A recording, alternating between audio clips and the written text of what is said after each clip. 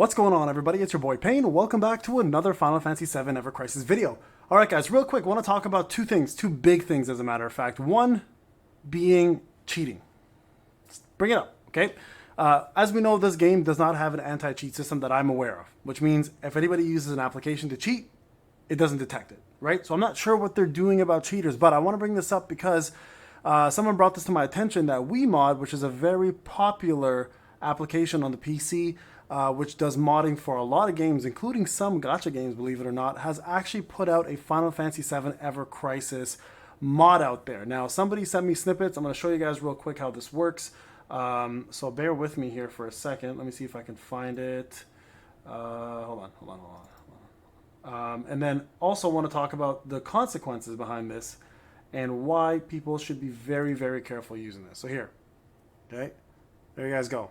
Steam requires testing. They have in fact shown me that it does work. They sent me screenshots of it. I won't send you screenshots of that, but essentially this right here, the super damage one hit kill, actually does work. They hit Bahamut for 9999999 like billion damage in one hit, one basic attack. So I'm bringing this up for a reason. Number one, more for the mods than anything else, because I think this is important. Sorry, devs, not the mods, because let's be real. If you use this, you should be banned. Just, there's no questions about it here, okay? And people are going to be like, Payne, why are you showing this? It might cause people to cheat. It's like me telling you there's money in a bank, don't rob it, and you go and rob it, there will be consequences, right? Clearly. So I'm assuming for those, this is just information-based, because those people who plan to use it or are using it now, just be aware you're kind of ruining the game for everybody else and probably yourself, right? I know people who are like eager to get content done, but what's the point in a game where the only thing top-end content does for you is provides you with profile pics and maybe 200 crystals? Like, why would you risk that all to do that? So I wasn't aware that they did mobile games. That's a whole different ball game, because I know on their policy they've always talked about no MMOs, none of that jazz, because obviously online gameplay is cheating. So this is technically an online game. So I'm very surprised that people created stuff like this for this game, which I think is kind of a problem, because you're taking the fun away from what makes this game worthwhile playing. And that is literally to put effort into completing content with your makeup, your build, your weapons, etc. Things like this will drive players away. Things like this will make whales quit. So I really hope, guys, that the devs see this and we can put some sort of a banning exercise on here and put an anti-cheat system on a game that really, really needs one. Because there have been people who have been cheating from day one. And we know this because we saw some of these scores on the dungeon ranking, for example, for someone that was level 20 and was getting like higher than some whales scores. So we know it does exist. Cheating does exist, and it needs to be addressed thoroughly. So that's topic number one. I wanted to talk about that and get that out of the way, because I think people need to understand that there are ways to cheat in this game, just like there are ways to cheat in life. The question, of course, becomes, is it worth it, and are you willing to sacrifice your account for profile pics, right? And that's, at the end of the day, that's what it is. Your crystals and profile pics. That's all you're doing. So that's done. And I personally don't find any satisfaction in doing stuff like that, because at the end of the day, unless it's totally rigged and the game is unfair to the player base, I think you can do everything yourself, right? And I think that's honestly the way to go for the most part.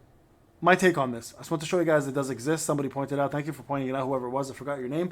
But I appreciate you. Thank you for letting me know. And I wanted the community to know what's happening as well on that front. Now, the second thing I want to talk about is, of course, the New Year banner. There are a lot of people who are upset about Cloud getting another banner, Sephiroth getting another banner, etc. So I've got like a complicated feeling about this, right? Everyone agrees that Nanaki and Barrett have been kind of overlooked. And quite honestly, if you go back to the OG ways of things, Red 13, aka Nanaki, has always been the best fire damage dealer, if I remember, in the game, right? I mean, he's got a fire tail, for God's sakes, and he's red, so it would have made sense to give him a little bit more in regards to utility and power. Now, he already has a very powerful fire weapon, single target fire weapon, and Barrett also has a very powerful AoE fire weapon. And people are going to say, well, they already have that, so why would they give them another fire banner? Well, let's be real. Sephiroth already has a very powerful fire weapon, and they're giving him a fire weapon, a fire outfit, right, to make fire weaker. So they could have technically given Red 13 or Barret a fire weak weapon as well to reduce it, giving them more utility to be used. Now, Barret would probably be the choice here. I would have gone with, because Red 13 already has the Seaside Caller for Thunder. So I think it would be nice to spread that around. And the purpose of this is clear. It's to allow us to use characters outside of the main 3 characters that everybody uses, or main 4 characters that most people uses, not everybody. Obviously, everybody has some suggestions and changes, right? So I agree with you guys. It's a little bit disheartening to see this happen. But I will say there are some pluses here, of course. The plus being that most people are using Cloud already, so it's not like you having to rebuild a whole new unit. So there is that, of course. Let's be real. The game is so generous already as it is that they do need to make money, and their main characters are the bread and butter for their income. So giving that to Cloud and Sephiroth, the 2 most popular characters outside of Tifa and Aerith, obviously, is going to be how people will spend, because realistically, most people are not using Red 13 and Barret, and because of that, they lose a little bit of money. And don't be fooled. There's always money behind this, right? The thought process is money. Now, I will say this. For those who are planning to skip to make a statement, I'm going to be honest with you guys. You got to be careful with that, right? Because all you're doing in that case is you're kind of crippling your own account. You not summoning as a free-to-play player, it really isn't doing anything. Because at the end of the day, the whales will whale on this if they want to. Now, for whales not to summon, that's a different story, because you're just not spending money, and that's going to hit their budget, and that's going to cause the game to kind of be a little bit crippled. The biggest concern here is the fact that, obviously, they will continue rolling with this method. Now, I think with Yuffie coming out and her popularity, we'll probably see a lot of Yuffie banners come out, and you still may continue to see Barret and Red 13 kind of dwindle away until maybe Rebirth, depending on the role they play, right? And I can only imagine Cait Sith and all those units will probably come out in the future with Sid, etc., as Rebirth returns. So I think the main thing is to remember 2 things. Number 1, Cloud is the most popular character outside of Sephiroth, so of course they're going to show him the most amount of attention to get as much popularity and money out of whales. Number 2, also to remember that the game is only 4 months old. I know it sucks to see Aerith and Tifa and Cloud and Sephiroth get all the love, but we'll probably see some more come down the line as the game grows older, right? And there are new characters coming out, so who knows? We'll see what those characters fill. And then lastly, honestly, this game has been hella generous. It really has. And I've said this before, and I want to stress this out as much as possible.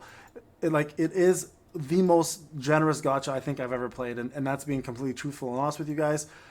So I can't hate on this method of making money, because they do need to make money somehow. They're giving us everything for free practically. So, big ups to Applebot for being so generous, but at the same time, don't be too generous, because then again, your game might die, and that's a concern for a lot of people.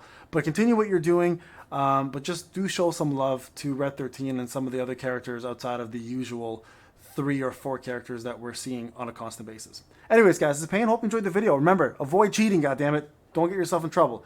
See you guys in the next one.